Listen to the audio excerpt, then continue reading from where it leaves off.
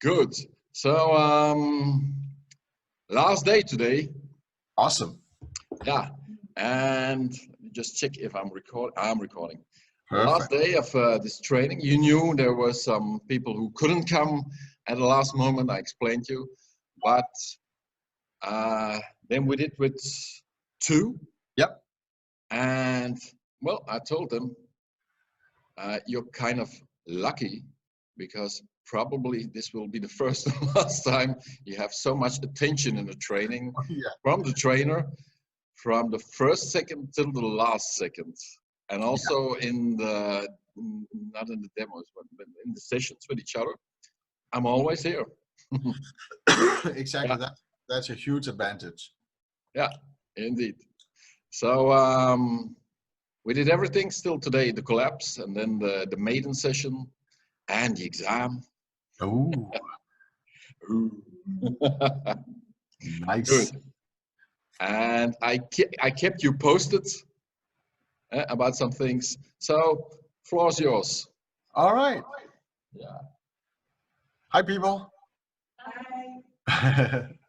So how has the entire training been so far for you guys? I know it's been intense because 2 people is, well, there's a couple of advantages, like Peter just said. 1, it's very much more intense. 2, you can go deeper into content. 3, he's supervising the both of you all the time. So there's more space for each one of you to get some more knowledge and get some more support in everything that you do. So it's last day. So how has the journey been so far? Okay. Like you said, it's very intense. A lot of information, very interesting. Also, at times a little, oh my God, am I ever going to be able to do this? Overwhelming also at times. Yeah. But I'm glad to be here. Perfect. Yeah.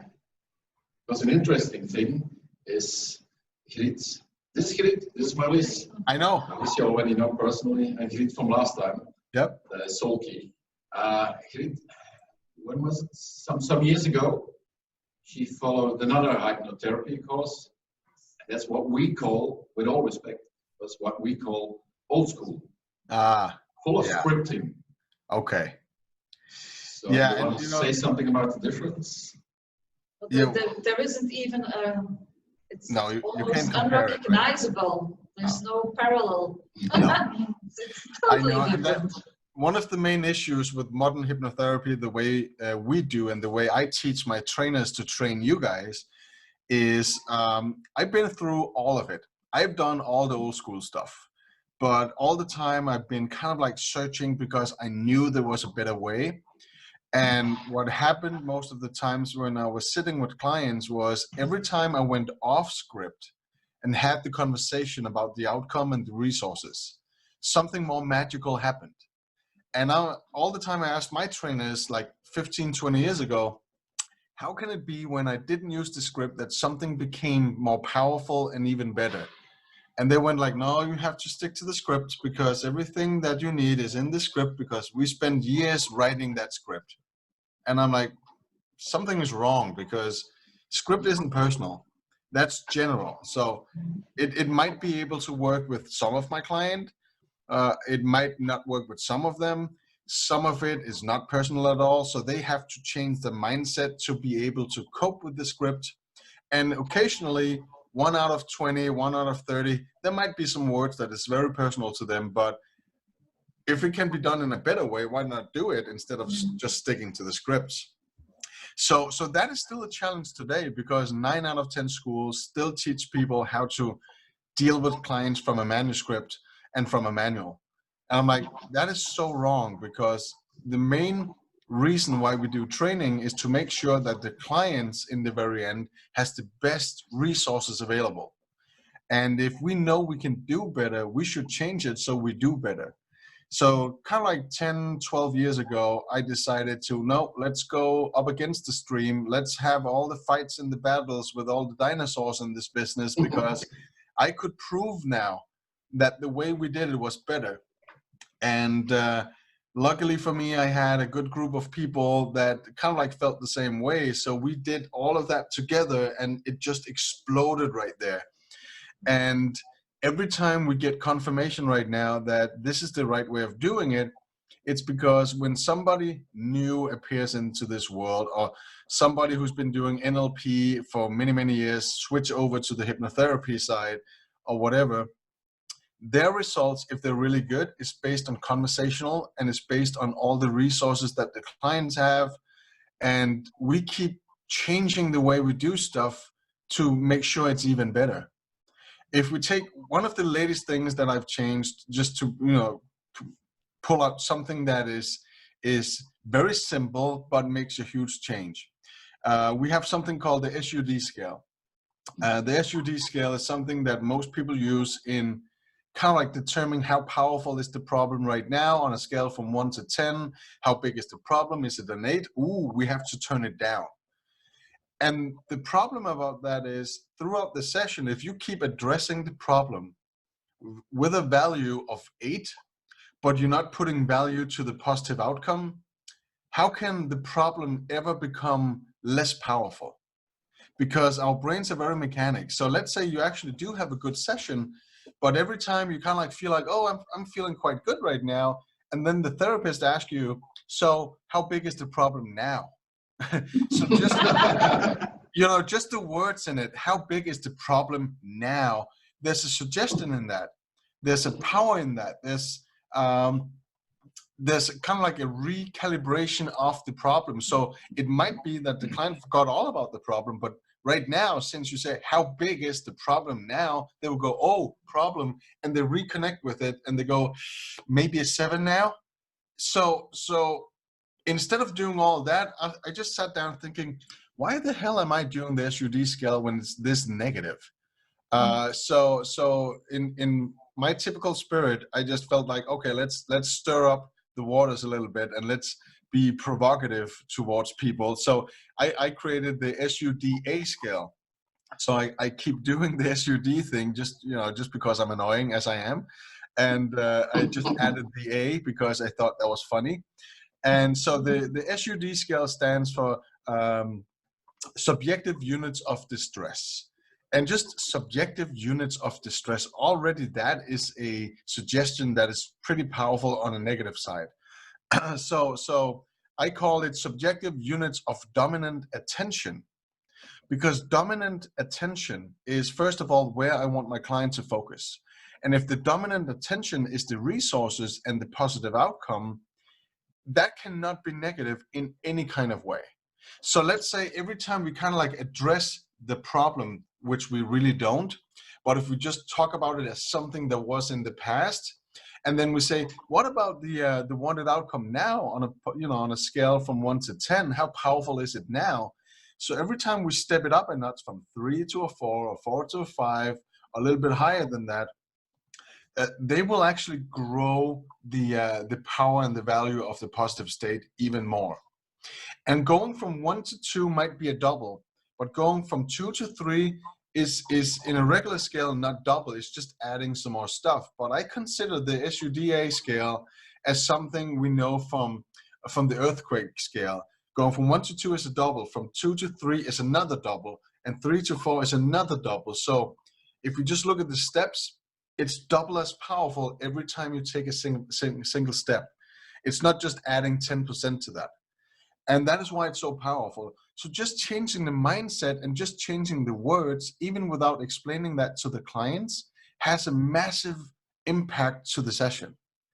Because I want to eliminate as much as possible all the negatives, because that is what's keeping the problem alive, asking questions about the negative.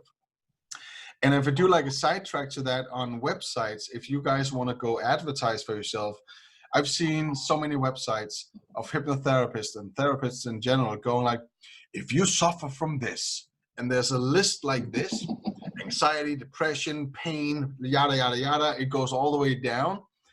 It's a program. So let's say you do have a client with some sorts of pain and they go through your entire list and pain is on the list. And now they have 30 other opportunities of saying, I might have this too. that means you actually grow a fake problem within the minds right now, because now, since their one word is on the list, now it has a reference to 30 other problems on that list. So now the brain starts mixing that together, and now we just add stuff to the false reality. So the right way of putting up a website to stay in the, you know, the positive mindset would be, if you have any, you know, challenges, that could be mentally, psychologically, or it could be physiologically. Well, I do have a solution, because no matter what you think is wrong with you or the challenge is, you always have resources that you're not designed to focus at right now. That is where I come in. So suddenly it's all about the resources. Suddenly it's all about what's already within you that is way better than the situation you're in right now. But we never labeled it. We never labeled the issue, because from my experience, excuse me, from my experience, the issue is never the issue. The problem is never the problem, because no matter how much the clients believe in the problems, when it gets to a certain point within real hypnosis, that changes to something different. So having anxiety is not about anxiety. The higher intention behind it is the mind and the body protecting the client from something because they want to be better at it.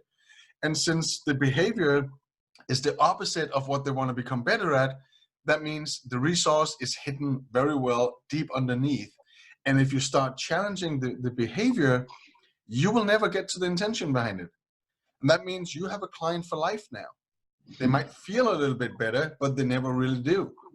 So the problem is never the problem.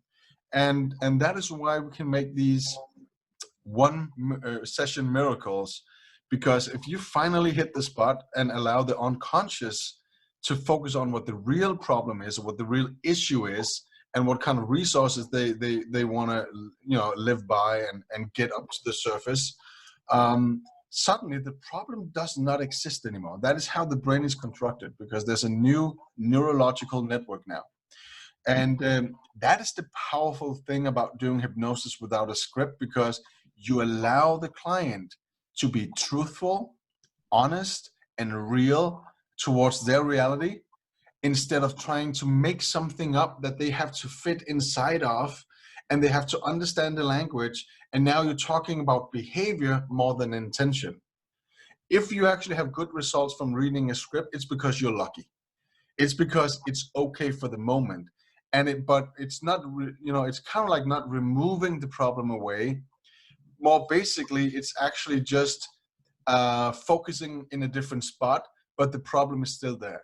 They might feel relieved a little bit, but the problem will find another way. It's kind of like if you have a unlimited source of water inside of a mountain, and there's one place out on the mountain that it finds the way out, and there's a small spring there. If you cover that up with rocks or whatever, it will find another weak point where the water will come out of the mountain. So it's not a question about just covering it up or trying to, you know, put your finger inside of the hole and hope it would last for life. It's more about figuring out what to do with it, and how can we use the source for something that is more powerful. How can we use the source for something that is good and positive? So that is what I truly believe is the real intention behind doing hypnosis in a modern way that is conversational based. And here's a funny fact though. From all the people I've trained in my past until this very moment that came from that part of the industry thinking, whoa, scripts are good. And those are professionals that you might consider, I won't mention any names, that would be people who's been in this business for 20, 30 years, who's considered some of the world's best. They still sit there in Facebook forums, swapping scripts for different, you know, problems, making sure, well, as long as we got the script. Scripts are good, don't get me wrong. Scripts are good in a way where you get some inspiration to use different sentences, words, setups, metaphors, analogies, stuff like that. It's perfect, but it's not perfect live in a session. It can never be, because if you're looking at your script, you're not looking at your client. If you're reading from a script, you're not listening to your client. If you're utilizing the script as the problem the script is all about, you haven't paid attention to the real resources within your client. Those three things are good enough for me to never do a script live in a session. So it's kind of interesting that why would you want to swap scripts with people when you actually have to ask the questions to the client? What is the real problem? What is the real challenge? How do you want to feel instead? So thank God you guys are in Peter's class right now, because he's been teaching you a good way of doing this. I'm not saying the other way is a wrong way. I'm just saying, hey, if I can do my best with a client in a session, I will do my best. And that is why I'm doing it this way, because I can prove it's way better than just sitting there looking at a script or manual and telling my clients what to think or to feel, because how would I know? And even the fact that some people might think, and you might have been thinking already, how can it be that we're not looking into how to diagnose a client, how to understand how their body works, and how to understand how they work on an emotional level? Well, the real answer is because you never can. You can never put yourself in the shoes of a client. You can never really understand how a client feels on multiple levels of emotions, because you can't, because you don't have their past. You don't have the references. You have your own references. So if they say, well, I have this issue with X, you'll go, hey, I had some X in my life, and now I know what it's all about. No, you don't, because that is within your life, different experiences, different intentions, different upbringing, different childhood, different everything. So it's just a word that is the same. But if you know a little bit about power words, you know a power word is an emotional layered word that means way more than just the word itself. And if you ask a group of people, if I have a client who feels like an elephant trapped in a backyard, what does that mean? And you will go, hey, I know what that means. It means you take up a lot of space, or you're making deep imprints into the ground. And I'm like, it could mean that, but what about you're thick-skinned, you're a little bit nosy, and if you move around, you might break something, and you have big ears, so you're a good listener, and I can just continue. We never know what it is. So the only right way of doing things, if a client says, I feel like this, you will ask, and how does that really feel like? So, and what does that mean to you? Because now you get the real truth behind it, and that can never be in the script. That understanding is never part of a script. So that's basically why we do it. Sorry for having a morning rant right now, but that is the way I work. But I felt something missing, and that's why I'm here as well. That's why I chose this to be here, because I felt there was something missing in the old school hype. Perfect. And you probably know what was missing right now, right? Yeah. Good. And the most how can I put this? The most interesting thing about this is, still today, when I talk with people who's doing it old school way, and they go, well, what you're doing is so much more difficult. And I actually want to challenge that, because how can it be more difficult? Because the only thing I'm doing is, first of all, if you're reading a script, the way you're taught to do stuff is, first of all, you have to understand the client. So you have to put yourself in the client's shoes and analyze and understand and do references. 2, you have to find the right script that you think is the right one. That means you have to diagnose them and understand and truly understand what the problem is, and then figure out what it is and then do the script. 3, you have to make sure they understand the script, because they probably don't, but you have to make sure they do. And 4, if they don't, you have to do another session. And now you're pretty much concerned about, what did I did wrong the last time, and what should I do different this time? So you need to know all of this, and then some, if you do it old school way. And they say what we do is difficult. So what we do is basically, every time they say something about a problem, you go, that's all right, let's talk about that in a while from now. How do you want to feel tomorrow? And every time we say, how do you want to feel tomorrow, the real emotions comes up. The real resources comes up. So now they feel everything they thought was impossible. And now we start attacking whatever the issue is with amazing tools. They'll make sure on a neurological network level and a nervous system level that it will actually fall into place even without the client knowing, because it's a basic structure, and the only thing we're doing is keep repeating all the resources back to them. How is that not easier than understanding all the 4 levels of what old school people do? So usually when I have this talk with them, they go like, yeah, but the language, you have to, you have to invent so much on the go. I'm like, what do you really have to invent? Because if your client says, I want to feel amazing, powerful, and free tomorrow, and you ask, so how does it really feel to feel free? And they go, well, that's a great feeling in my chest. And how does it really feel to feel amazing? Oh, that's a buzzing sensation all over my body. And how does it feel to feel powerful? And they go, well, I get this feeling in my fist because I want to get moving. We know everything now. We know freedom, we know powerful, and we know, what was the last thing I said? Whatever. and every time we mention those three things, they feel it. And now if we go doing their own body language with the fists, the chest, the entire body, now they feel it even more. That's the only thing you have to know. How is that not easier?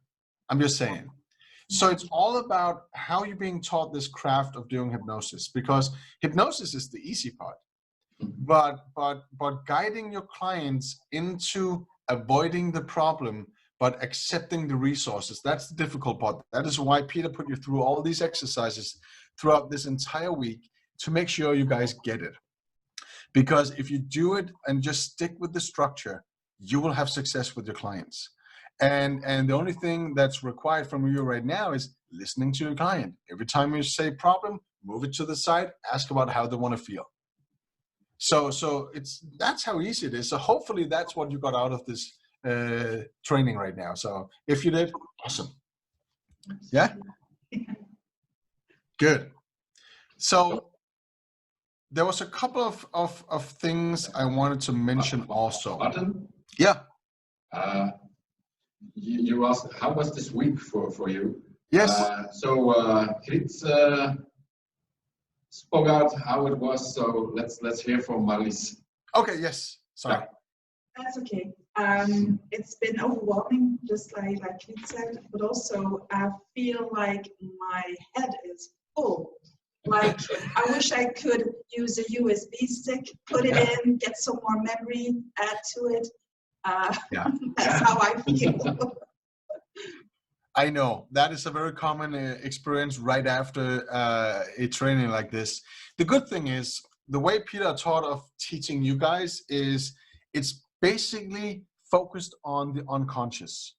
It's not so much, well, we stimulate the conscious mind, but the way he's been teaching you stuff, make sure it's actually within your unconscious.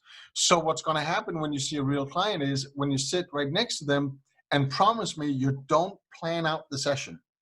You don't sit the night before thinking about what you should do, because that is doing everything wrong.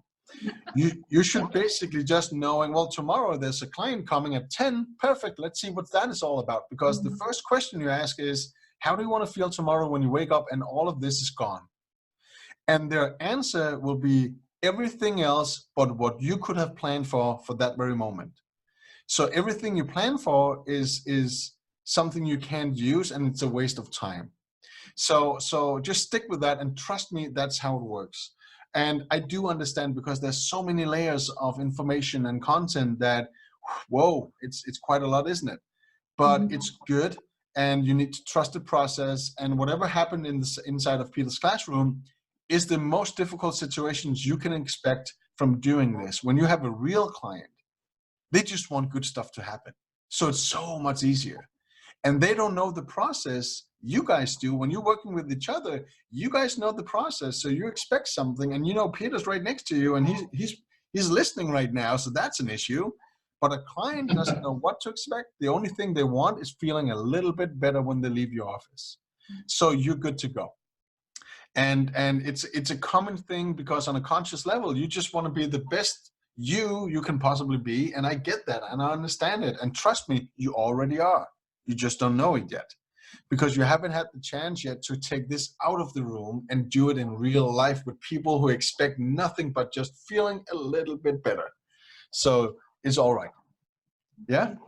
It's nice to hear you say. Well, trust me, I've been there so many times, and I've been in your seat so many times. Even, every single year, I make sure I will sit in your seat and have the same feelings, the same emotions, knowing that it will be way better when I get back home to my office. And every time it's true. So I know. It's all good to go. But you already start to communicate in a different way, isn't Oh, it, yeah. with your family? Exactly. So family Yes. time is family time.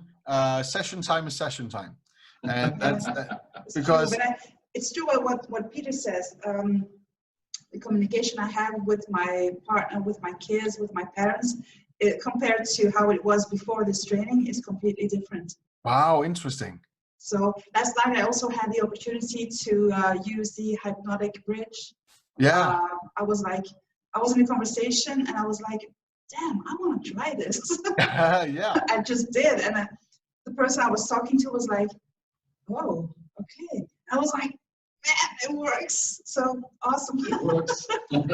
Because that's the powerful thing about the hypnotic bridge, that it's a model throughout an entire session, but it's also a model within the conversation you're having right now. And if you want a positive outcome, you know exactly where you stopped and where you fell off the bridge and where to get back on, and just go back to the body and then do the process, because you will have a successful result no matter what happens. So thank you for sharing that. That's pretty awesome.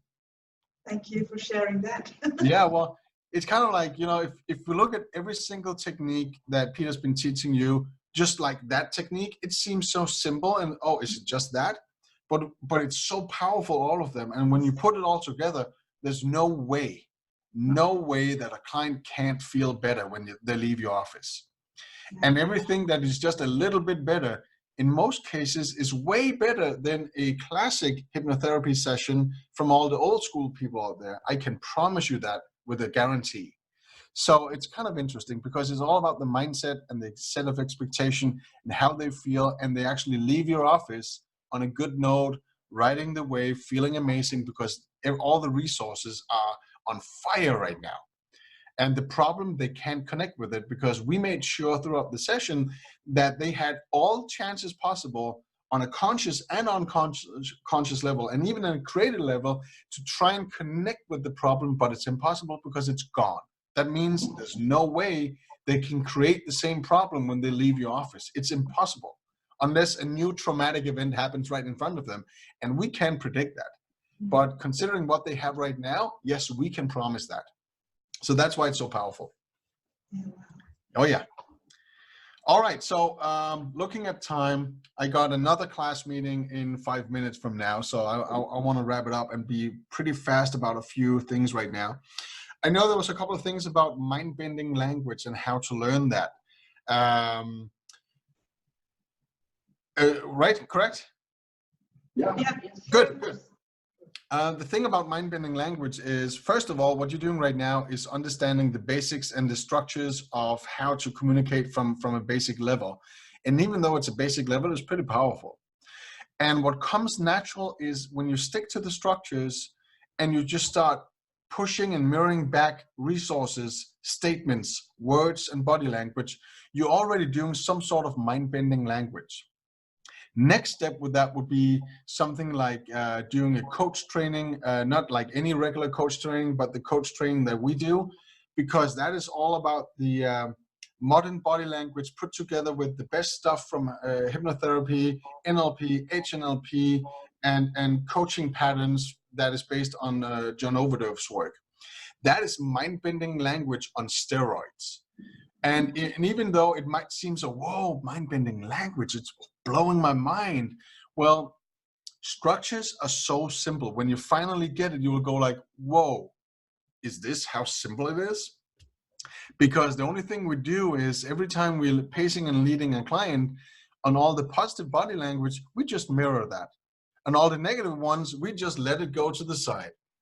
That means on an unconscious level, you are programming them to become a better them, and they don't even know what's happening. So that is the truth about mind bending, but it takes some time for the conscious mind to really trust it and cope with it. That is why we do trainings, because the techniques are quite simple, but getting it inside of your brain and understanding the mechanics, whoa, that's the difficult part. Yeah. So that's definitely an option, and Peter will be able to give you something about that. And I know there was something about smoking also. Well, you got two powerful tools, that is no matter what kind of session you're doing, it's either parts therapy or it's the collapse technique because that's trauma, or it's both. So everything that is parts therapy is all about behavior. So that's everything behavioral, right? Everything that is a part that's doing something. So that would be overeating, weight loss, it would be stop smoking, any kind of addiction, that would be parts therapy. There might be a cost to it though, and that might be within the trauma. So if there's something that is making you depressed, traumatized, or something that is making you think in a different ways, so you're not the most powerful you, it might not be a part doing that, but it might be caused by a trauma. So that is why you go back and you release the trauma. So no matter what people walk inside of your office with, if they're a football player who want to be even more professional, well, it's parts therapy because for some reason they're holding back. Or maybe they had a concussion 2 years ago, so that's a trauma right now, and you have to relieve that. And I'm always asking if there's a part left that is still doing the old behavior, because I want to make sure that the part understands the intention. So basically, it's still just either some sort of parts therapy or the collapse technique or a combination of both, and you will do pretty well. Because smoking is never because they like the taste. Even though who really claim it's because of the taste, it's not because of the taste. It doesn't relax them. It doesn't make them feel more, comfortable or whatever. It has nothing to do with that. So there's always a different reason. It's a gift, it's a bonus, it's a break, it's something like that, and that's basically what it is. So again, the problem is not the problem. Yeah? How are you guys feeling? Good? Yes. Perfect. Good. I'm really sorry, but I have to break up because I got another class calling in from a different country who's doing a training with 6 people now, and they got another half hour of me. So I have to say goodbye. And I know you got a busy schedule anyway, right? Yeah, right. Yeah. So I just want to say thank you for listening to me, and it was a pleasure. And I hope you have a great last day, and listen to Peter because everything he's doing is right. And he knows. Thank you. He's been through the process with me many times, and he goes up to me every time saying, I thought you couldn't push me further, but for some reason you did it again. So every time. So we can always grow in all sorts of ways. And I'll make sure that the video recorded right now, Peter will send that to me, and I'll put it on our Facebook group and on the student forum anyway, so you can go and rewatch that. And remember, at any time you need it, you can always send an email and connect with me, and I'll be happy to answer that, right? Right. Thank you so much. Good. Awesome. Hey, Bye. enjoy your next class. Thank you. See you guys. Okay. Bye. Bye-bye.